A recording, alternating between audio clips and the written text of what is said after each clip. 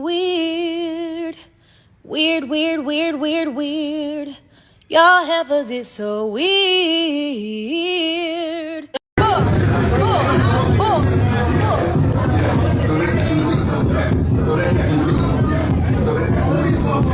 Y'all so parasocial, making all these false allegations. I wasn't looking lonely. In my opinion, clipping up things to make a fake title. I'm so tired.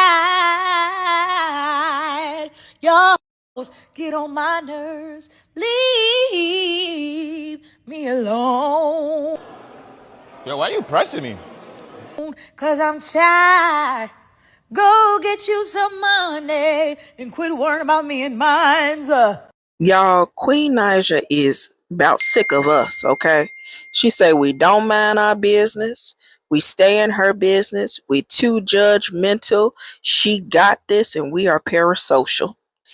And for what it's worth, I would say I would be very much so on pins and needles if everyone judged my relationship with the same scrutiny that she receives. So in that, I feel a bit of compassion for her.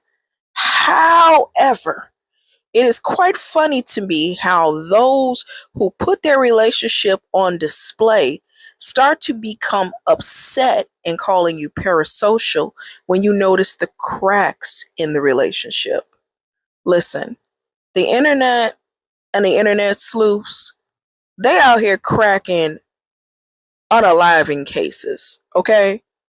They all but got much of the Nolan Wells case figured out. So if they can read through BS verbally, they can read through body language. And so for those reasons, that's why her relationship comes under scrutiny. Now, I don't know if you know this lady, and I'm not sorry to this woman. Her name is Queen Naija. She's an influencer. She's an R&B singer. And she had a really great run the late 2010s, right? And mostly she's known for having a relationship channel. So you've seen great channels like You Are Triggered cover kind of like the ins and outs of her relationship. I've seen The Impressive cover it. Actually, I was watching this channel, which inspired me to create this video. But what I wanted to get into is when a woman has a hard time accepting rejection. And when we talk about male rejection, rejection from men is, in my opinion, not the same as rejection from women. Let's get into it.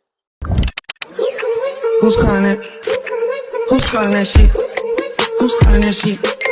Who's calling that shit? You used to call. All right, y'all. So like I said, Queen Naija is tired of us. She say we parasocial. So this isn't really as much about her as it is about the way that her relationship is perceived and what we can learn from it.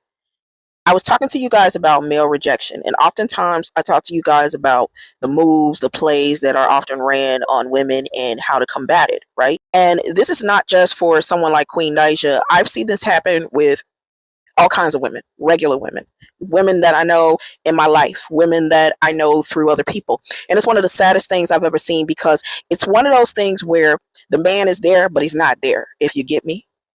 And I think it's so diabolical the way that some of these men reject women in relationships by being there physically and maybe even performatively being around them, but not necessarily being present, being involved.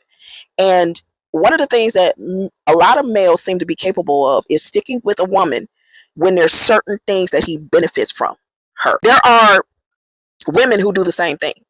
Okay, so we're not going to act like women don't do the same thing. But I think that we don't talk about men that do this.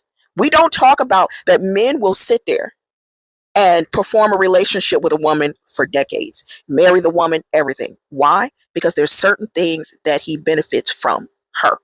So what we're talking about here is not necessarily It could be money, but it could be something as small as, I need somebody to wash my clothes every day and she does a great job with folding my clothes, or something as small as, she's really, really into me and it makes me feel really important and special.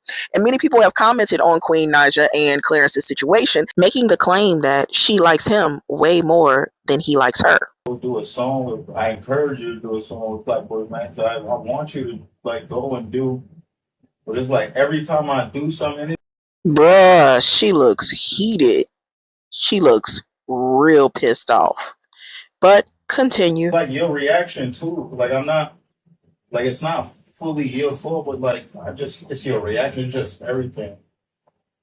Just blew on. Like damn well you didn't care, but like they don't know that, so it's like the clip is just taken out of context. But like you get to go run around, shoot water guns, do what you want to do. But as soon as I want to do what I want to do, and it's just like discouraging. Like they be on my dick. I'm not gonna stop streaming. I was gonna stop streaming, but it's just like it's weird. You think it's my reaction out to it? It's I wasn't like. It's how you react. It's just, but that's just you though. In the clip, you can't really like. It's just a clip. That is. But at the same time, it's like. So this was a clip from streamer You, and I'm not gonna lie, it gave a little awkward when she was there. Just the energy was off, but that's my opinion. And in this particular clip, it just seems like he's saying, "Bro, I need some space," which is perfectly fine. But the look on her face, it just tells me that she feels kind of alone there. She kind of feels like, she probably feels a little awkward and out of place there. You know what I'm saying? So she wants him to kind of be there to have her back a little bit. And he's kind of just like, man, I want to do my own thing. You do your own thing. Let's just be cool. Let's have fun. But she's feeling some type of way and he's not really picking up on that. He's not trying to like dog walk her with it. But at the same time, he's not picking up on her emotional signals. So now she's going to have to try to play it off. And let me show you how she did that.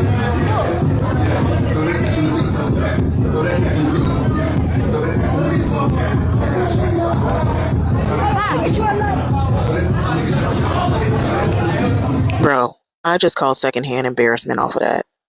You put on your booty shorts, you go out there and twerk, and the men don't even turn around. And the girl that's looking at you, she looking at you like you crazy. And nobody's even paying attention. This is kind of the things that women do when they're trying to show their man that they still got it. And it just didn't land. I can throw tail alone. I'm not gonna say ass. I can throw it alone. Like, and really I wasn't alone. And honestly, first of all, I'm not married, I'm engaged. Number two, just because you're engaged, I mean you can't twerk a little bit. I wasn't looking lonely. In my opinion, even when Clarence left to go gamble and stuff, like, bro, my cameraman's right here and I'm just here, like, standing here cool. Like, to me, I don't know if it gave lonely. That's like she just read it wrong, honestly. So yeah, now she has to pretend like she doesn't care and it's all good and I'm good being by myself. She might be good being by herself, but in that instant at Streamer University, she was trying to get her partner to understand where she was at emotionally, and he was not here for it. Okay. And obviously the internet sees many examples like that, but this is the thing about male rejection. They could literally be there with you physically and stay with you for a couple of reasons that they benefit from staying with you. But what makes the situation diabolical is the fact that the woman can sense that the man is not all in. And because she can sense the man is not all in, she can often feel very insecure about their relationship and do things to grab his attention so she can feel like, validated and vindicated in that relationship. Couple that with the fact that she went through a big public humiliation with her first ex-husband, Chris Sales. The audacity. All right, so let's talk about it. Somebody just DM'd me and said, "You not gonna defend your baby mama?" They getting on her on Twitter. I said, "Nigga, huh? Nigga, what?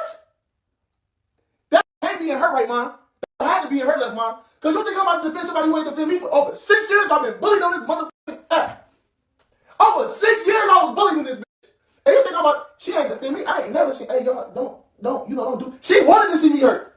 She wanted that. And you know me, I'm such a lovable person. I'm the type of nigga that, okay, we went through our I still want to see you succeed in life, and I still want you to find love, and I still want you to go be great. I'm that type of nigga on my kids. So that is her ex-husband, Chris Sales, letting the world know he ain't taking up for her while she's getting bullied online, because she did not care when he got bullied online. And it was mainly because they started their social media influencer channel together, and he was caught cheating, and it was a big scandal, etc., etc. But when a woman has a very public humiliation like this, it is almost certain that she will do anything to avoid that again. Y'all have to understand that Clarence is supposed to be her redemption arc. Where she lost with Chris, she's supposed to win with Clarence. And a lot of women cling to these fairy tale ideologies because the embarrassment and the shame from losing again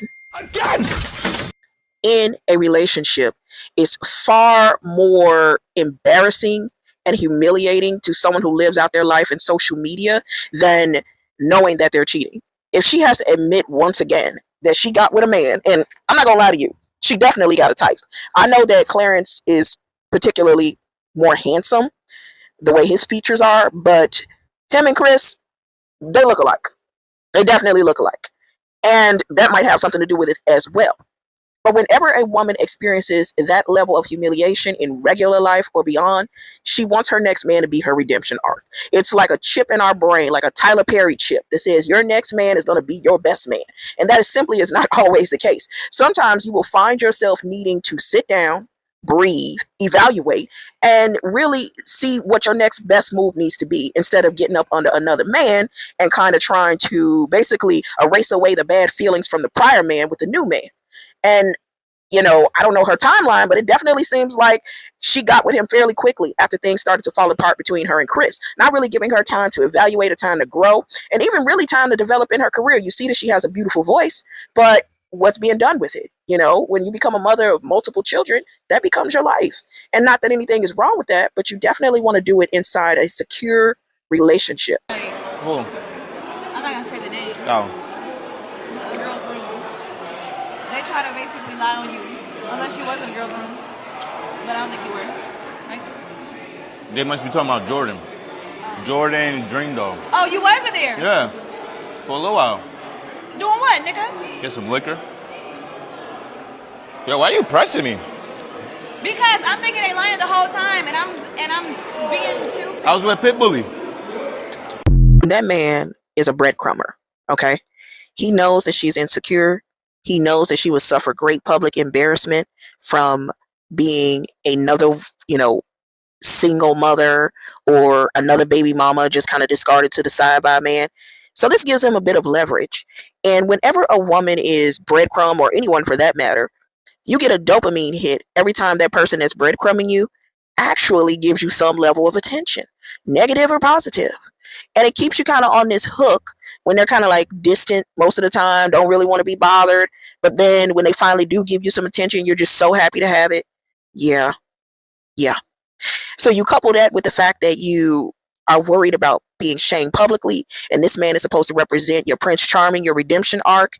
All of those feelings play a factor to why you will find that some women simply cannot accept the rejection that they are seeing. Because to acknowledge that this man is rejecting her is to acknowledge the wounds that she once ran from actually processing in her initial fallout with Chris. This is much more deeply psychological. This isn't about her just being a bird or being stupid. This is about her being able to cope with and recover parts of herself that she was not able to process the grief of her failed marriage. So for what it's worth, I think that that's what this is all about. And I think it's a little bit deeper than just, again, being a bird and never learning. I think that there is a deep psychological attachment to never ever facing the feelings of rejection she once felt. And now it seems as if she's dug herself a deeper hole and may have to go through that scenario once again to basically heal from it and learn that lesson. And I would just say for other women, again, take note of what male rejection looks like. And even though it's not outright blatantly, hey, I don't want to deal with you anymore, see it for what it is. The internet isn't all bad. We ain't always parasocial and nosy. Sometimes people just care and they trying to warn you even though it ain't none of their business. I mean, look at these comments. People are telling her, so you can explain the clip of him telling you to your face that you tried to stop that he tried to stop the relationship before it got too far. And then she goes, no, I'm not explaining anything about a man who's not yours. You see what I'm saying? So y'all let me know what y'all think in the comments. Do y'all believe that she is avoiding and coping and trying to run from the pain of her first marriage? Do you also believe that male rejection can be as diabolical as I said? Let me know what you think in the comments, and I'll talk to you guys later. Peace.